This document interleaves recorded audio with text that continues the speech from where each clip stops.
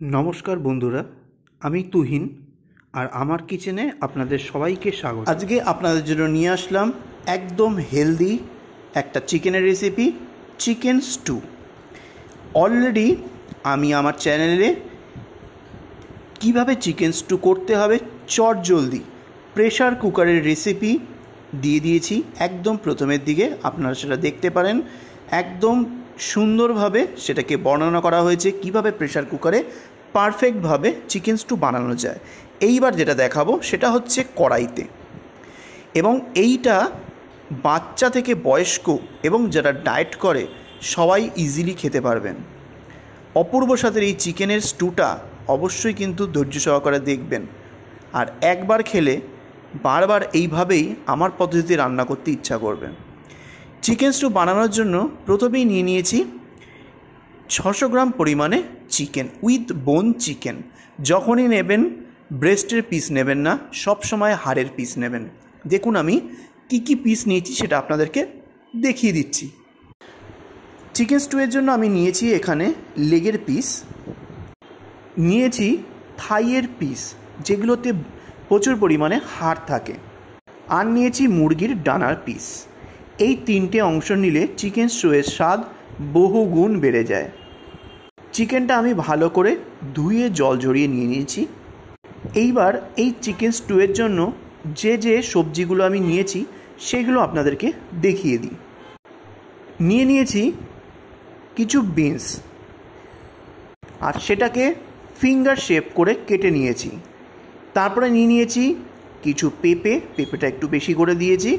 এতে কিন্তু সহজপাচ্য হয়, বাচ্চাদেরও কিন্তু প্রচুর ভেজিটেবলস খাওয়া পড়ে, এবং বয়স্কদের জন্য কিন্তু খুবই হেলদি একটা রেসিপি, এবং যারা ডায়েট করছেন তারা এই রেসিপিটা অনায়াসে খেতে পারবেন।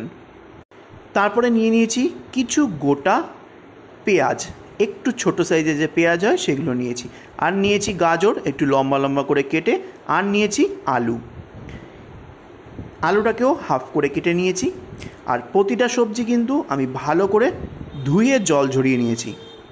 এছাড়াও আপনারা যদি কোনো নিজেদের পছন্দসই কোনো সবজি দিতে চান সেটাও কিন্তু দিতে পারেন।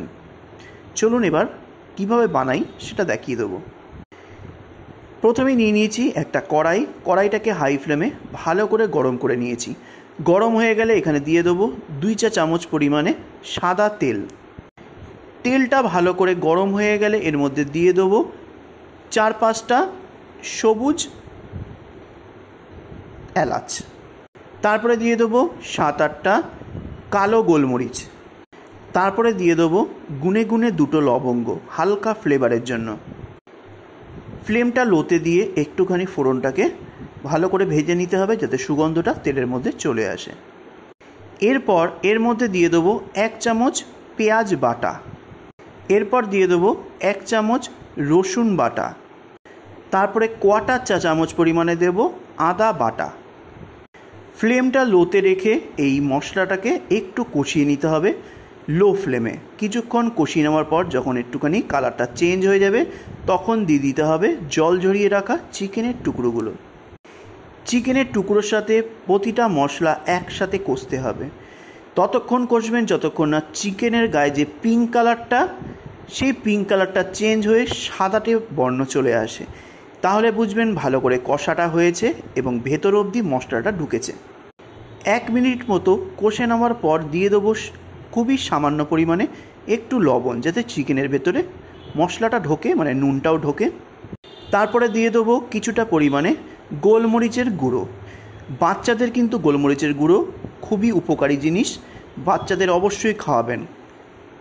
তারপরে সব মশলাকে একসাথে দিয়ে চিকেনটাকে ভালো করে মিডিয়াম ফ্লেমে কষতে দিতে হবে। যখন দেখবেন চিকেনটা ভালো করে কষা হয়ে গেছে তারপরে দিয়ে দেবো এখানে আলুর টুকরো, পেঁপের টুকরো, গাজরের টুকরো, আর দিয়ে দেবো গোটা পেঁয়াজগুলো, যেগুলো শক্ত জিনিস সেইগুলো এটার মধ্যে দিয়ে ভালো করে কষতে হবে। তবে আমি এখানে কিন্তু বিনসগুলোকে দিইনি, যেহেতু বিনস নরম, খুব তাড়াতাড়ি গলে যাবে। এইবার সব কিছুকে একসাথে কষতে হবে আরও 2 মিনিট মতো।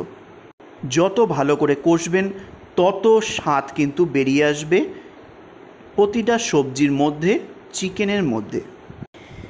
ভালো করে কষা হয়ে গেলে এইবার এর মধ্যে দিয়ে দিতে হবে পরিমাণ মতো জল। আমি এখানে 1 লিটার জল দিয়েছি, আমরা 4 জন মতো খাবো তাই 1 লিটার জল দিয়েছি। আপনাদের বাড়ির কতজন মেম্বার সেই অনুযায়ী কিন্তু জল দেবেন। এইবার হাই ফ্লেমে জলটাকে ফুটতে দেবো, মানে স্টুটাকে ফুটতে দেবো। যখনই দেখবেন জলে বলক চলে এসেছে তখন ফ্লেমটাকে লো টু মিডিয়ামের মাঝখানে দিয়ে ঢাকনা দিয়ে ঢেকে টানা 15 মিনিট এইভাবেই সিদ্ধ করে নেব, যতক্ষণ না পর্যন্ত চিকেন আর সবজি সুন্দরভাবে সুসিদ্ধ হচ্ছে। চলুন ফিরে আসছি 15 মিনিট পর। ঠিক 15 মিনিট পর ঢাকনাটা খুলে নিলাম। এইবার হালকা নাড়াচাড়া করে দিতে হবে। তবে দেখুন চিকেন যে কত ভালো সুসিদ্ধ হয়েছে, অলরেডি মাংস কিন্তু হাড়ের থেকে খুলে এসেছে। এইবার দিতে হবে বিনসের টুকরোগুলো। বিনসের টুকরোগুলো দিয়ে ঢেকে আরও 10 মিনিট এইভাবেই মিডিয়াম ফ্লেমে একটু কুক করে নেব। ঠিক 10 মিনিট ভালো করে ফুটিয়ে নেওয়ার পর ঢাকনাটা খুলে নিলাম। ঢাকনাটা তুলে নিয়ে এবার চেক করে নেব সবজিগুলো কেমন সুসিদ্ধ হয়েছে। প্রথমে গাজরটা চেক করে নেব। দেখুন কাঁটা চামচ দিয়ে একটু ধরতেই গাজরের ভেতর অবধি এফোর ওফোর হয়ে গেল। আলুটাও দেখুন খুব সুন্দরভাবে সুসিদ্ধ হয়ে গেছে, কাঁটা চামচ ইজিলি ঢুকে যাচ্ছে। পেঁপেটাই দেখুন, পেঁপেটাও কিন্তু সুসিদ্ধ হয়ে গেছে। আর যদি মনে করেন কোনো সবজির একটু হালকা কুক বাকিও আছে, এই যে স্টুটা, গরম স্টুটা, এর মধ্যে যদি ঢাকা দিয়ে রেখেও দেন, ঝোলটা নাও ফোটান, তাতেও কিন্তু ওই দমে পুরোটা কুক হয়ে যাবে, কিন্তু একটা সবজিও কিন্তু ভাঙবে না বা গলবে না। এইবার একটুখানি স্টুয়ের স্টকটা একটু টেস্ট করে নেব যে এখানে নুন লাগবে বা অন্য কিছু লাগবে, সেটা একটু দেখে নেব। নুনটা টেস্ট করে দেখলাম একেবারে ঠিক আছে। যদি সার্ভ করার পর টেস্ট বার অনুযায়ী বোঝেন যে নুন লাগবে, একটু বিট লবণ ছড়িয়ে খাবেন। এইবার স্টুয়ের ঝোলের ঘনত্বটা একটু বাড়ানোর জন্য দিয়ে দেবো 3 চা চামচ কর্নফ্লাওয়ার গুলে। এখানে আপনারা যদি কর্নফ্লাওয়ার না দিয়ে খেতে চান সেটাতেও কিন্তু হবে, তবে আমি এখানে একটু দিচ্ছি, হালকা থিকনেসটা কিন্তু দারুণ লাগে। দিয়ে দেওয়ার পর সঙ্গে সঙ্গে কিন্তু খুন্তি দিয়ে ভালো করে মিক্স করে নিতে হবে, নাহলে কিন্তু একটা জায়গায় থিতিয়ে থাকবে। আর ফ্লেমটা হাইতে দিয়ে ভালো করে ফুটিয়ে নিতে হবে। এইবার দিয়ে দেবো 1 টুকরো বাটার। বাড়িতে বাচ্চা থাকলে অবশ্যই বাটারটা কিন্তু দেবেন, ওদের শরীরের প্রয়োজন। আর যদি মনে করেন বাড়িতে কেউ ডায়েট করছেন বা বয়স্কদের খাওয়া বারণ, অ্যাভয়েড করে যাবেন, কোনো প্রবলেম নেই। তবে বাটারটা দিলে স্বাদ গন্ধ সম্পূর্ণ বদলে যায়। কিছুক্ষণ ফুটিয়ে নেওয়ার পর বাটার যখন গলে যাবে তখন ফ্লেমটা অফ করে দিতে হবে। দেখুন প্রতিটা সবজি একদম শক্তই আছে, মানে গোটা আছে, কোনো ভাঙেনি। আর থিকনেসটা তুলে দেখাচ্ছি খুন্তির সাহায্যে, এরকম থিকনেস রাখবেন। আর এইভাবেই ঢাকনা দিয়ে ঢেকে রেখে দেবেন দমে। খাওয়ার আগে একটু বিট লবণ আর একটুখানি গোলমরিচ ছিটিয়ে পরিবেশন করুন। রেসিপিটা ভালো লাগলে অবশ্যই একবার সাবস্ক্রাইব করে দেবেন।